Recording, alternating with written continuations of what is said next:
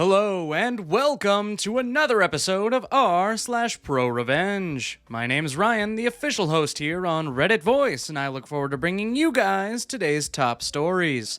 Before I do though, I'd really appreciate it if you could hit that subscribe button and that notification bell so you could stay up to date on all the latest videos. Escaping a hostile work environment by the book. My story starts off as mundane as anybody's. 5 years into working for an enormous corporation, my group was reorged. This particular reorg was like most efforts, a half-baked idea ginned up by a suit in a corner office, questionably planned, poorly executed, and terribly communicated. Nonetheless, I was sent from my old group to a brand new group, managed by Jim. Jim seemed like an okay fellow, with a dry sense of humor and a British accent that lulled me into thinking he was a decent guy. Working for Jim was okay. He was never available, and when we did meet, maybe once a month, he'd bark off a list of things for me to do, then say he had a conflict and had to go to another call. I was floundering a little, but I felt I had a handle on things. During my first annual review via phone, Jim offered up vanilla platitudes about how things were going. Well, while I heard him distractedly typing away at IMs for people pinging him, he paused when he got to my salary and hedged a bit.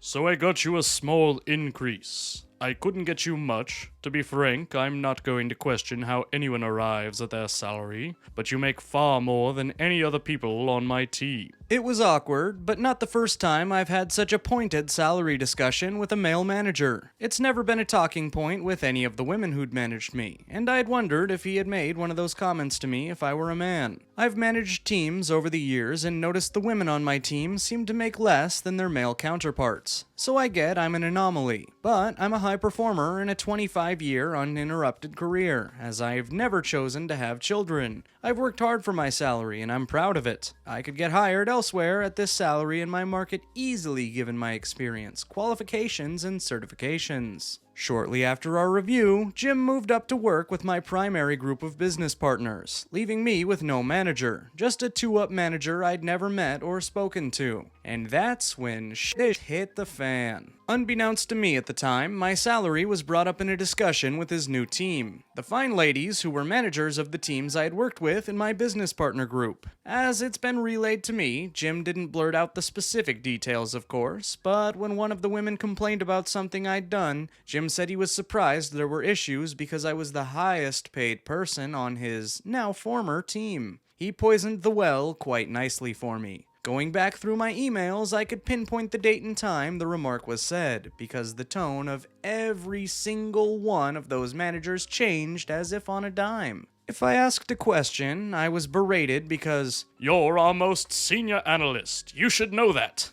Documentation that had sufficed before was suddenly all wrong. Pat came at me quick, fangs bared, with a demand that I put together a plan for us to get the next generation of reporting, which wasn't due to be released until 2021. The 2021 plan Wanda, her PM, had put together looked like notes on a greasy cocktail napkin. So Pat decided that since I was the SME, I should do Wanda's work for her instead. Pat wanted a plan from today, in 2019, through to the date of release in May 2021. According to her, it had to include all the tasks needed for delivery right from the start, which is not how planning works. I can't predict the future, so my plans usually start out detailed in the near term, with increasingly wider swaths of more generalized tasks to be elaborated in detail as we get further along. This is industry standard approach and was never a problem right up until it was. Pat started hounding me relentlessly to get this full plan done for her in 5 days,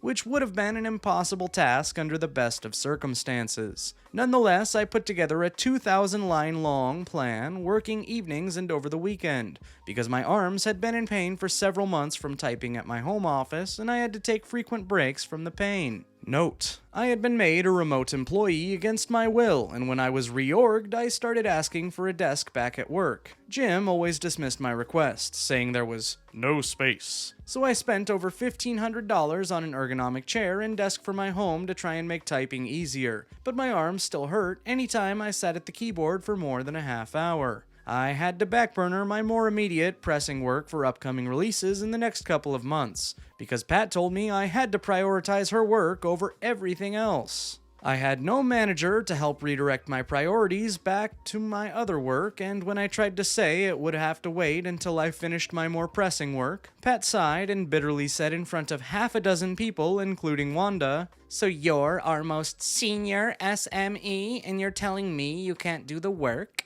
Pat then decided to up the ante by insisting I run every element of the plan I was creating for Wanda by Wanda, a junior level PM who not only didn't understand the systems we were using, I had to tell her how to create her own status reports, but wrote at a 3rd grade level. Even subject/verb agreements is out of Wanda's grasp, but she had a chip on her shoulder and now she believed she could tell me what to do and how to do it. It was like a teacup poodle trying to guide a Rottweiler. Wanda was immediately and clearly out of her element, and obviously so. As a result, every single time she was caught effing up, she threw me right under the bus. She'd preemptively throw me under the bus too. Wanda's only talent was deflecting blame and painting herself as the victim. I didn't know what to do. I was having anxiety attacks. My heart would start racing to 145 BPM on the couch at night when I started thinking about work. I was overwhelmed and my arms were killing me, and then the unthinkable happened. My mom suddenly died. When I told the team, they were not only completely unsympathetic, they were pissed. I had to take a week of bereavement, and this, too, pissed them off as I was leaving the day before the deadline Pat had given me to finish Wanda's plan for the 2021 project. Instead of packing for the funeral or connecting with my family, I spent the 3 days before my leave working late nights trying to finish the plan. We met at 5 p.m. the day before I was to go on leave, where Pat and Wanda ripped into my plan and said they would work with another team member to fix all of my mistakes. In the weeks I was gone. Finally free of the evil twins, I went on leave, and while on leave, my arms stopped hurting. After 6 weeks of physical therapy for my arm problems, just not typing for a while helped immediately. I had 2 days left before I had to go back to the hellhole, and I was dreading it. When the heart palpitations started up again, I knew I couldn't go back. At first, I decided I would just quit the day I was supposed to return. I didn't want to even give them 2 weeks' notice. I hated them that much. They had been so cruel about taking bereavement leave that I wanted to F them over good and proper. Not 2 weeks' notice meant I'd leave them hanging for their near-term releases that I'd not been allowed to finish up my work for, as well as the 2021 plan. And if I'd burned a bridge or my reputation, so what? I'm nearing the age where people usually retire or have a major career change. I don't need to keep that bridge any longer. I've saved up enough, and damn it, my health was more important to me than these toxic people or my paycheck. The night I decided to quit, I went to sleep relieved and not anxious. For the first time in 6 months. I felt the anxiety leaving me, knowing I wouldn't have to work with these people ever again. It felt like a solid plan. Then the next morning, I woke up with a plan even more brilliant. It checked all my boxes. I wouldn't have to go back to work, I wouldn't have to give 2 weeks notice so they'd still be effed, and I would still get paid. And I would be able to take care of my arms that had been in pain for so long. And, while I'm at it, manage the anxiety that had spiraled out of control because my hostile co-workers. My new and improved plan was simple. Take medical leave. I needed protected medical leave in the form of FMLA, which for those not in the US provides up to 12 weeks of leave where my specific job role and salary must be protected and available to me upon my return. And because it was medical leave, I was automatically enrolled in short-term disability, for which my company will pay 100% of my salary for 8 weeks, and then 65% of my salary for the remaining weeks I'm out. The best part of this plan is it F's over all the people I wanted to F over, and it's all 100% legit. I had been having problems keeping up at work because of all the doctor's visits I had for my arms, physical therapy, regular therapy for my anxiety had gotten out of control, and a psychiatrist. My health issues were eating into my workday, causing me to have to work early mornings, nights, and weekends more than ever, and no doubt pissing off these people who thought I was making too much money to be deserving of any time off for doctor's appointments. My team got a new manager after 6 weeks, coincidentally just the day before I was to come back from bereavement. I was sneakily logged onto every workday to catch his name, and I stealthily dialed into the conference call where he was introduced to the team. My 2-up manager that I've never spoken to even said at the outset, "I think we have everyone on the bridge. This job is gonna kill me, won't be here. She's on bereavement." I called up the administrators of our FMLA and short-term disability plans to file my claim. I got the forms and figured out which of my half-dozen doctors had to fill out what. My orthopedist signed me off for 12 weeks of absence straight away because she'd noted I'd been in pain since May, so it would likely take a while to heal. After talking with her, my PT, and my psychiatrist, I will likely do physical therapy for 6 weeks and then enroll in a program for anxiety and stress management for the remaining 6 weeks before returning. All covered by my insurance and all free because I met my out-of-pocket maximum halfway through the year due to a hospital stay for a different medical issue. The night before I was due back, I sat there grinning while looking at the next morning's 8 a.m. calendar invite me from Wanda. In her illiterate fashion, she had written, "It is impotent. All crucial partners makes every effort to attend this call." Now I'm just going to put this out here and say before we continue the rest of the story, this person's grammar isn't that great either. There are a lot of run-on sentences and just poor choices of structuring here that I have not been appreciating while reading this. So, you're one to talk, lady. Like most of Wanda's obnoxiously illiterate declarations, it was a dig at me because I'd said in my last call with her and Pat that I might not be able to log on until 9 a.m. on the day I returned from leave. I opened a new window and typed out to my new manager, "Dear Phil, I hate that this is our first introduction to each other, but while I was attending my mother's funeral, an ongoing medical issue resurfaced, and I need to take my medical leave immediately." I went on to inform him I'd been hospitalized a couple months back and there were other issues that were preventing me from returning to work, and he could get the details from my prior manager, Jim. Not that Jim paid a damn bit of attention to the emails I sent him detailing my doctor's visits, etc., even as he'd moved on from being my manager because I still had to let him know about all my absences until I got a new manager. As things got worse at work, I became more clear in my details about my pain with typing getting worse, hoping it might make Jim realize the situation was getting worse, but he never listened. So here I sit on a beautiful fall Friday morning, getting paid 100% of my salary to write this.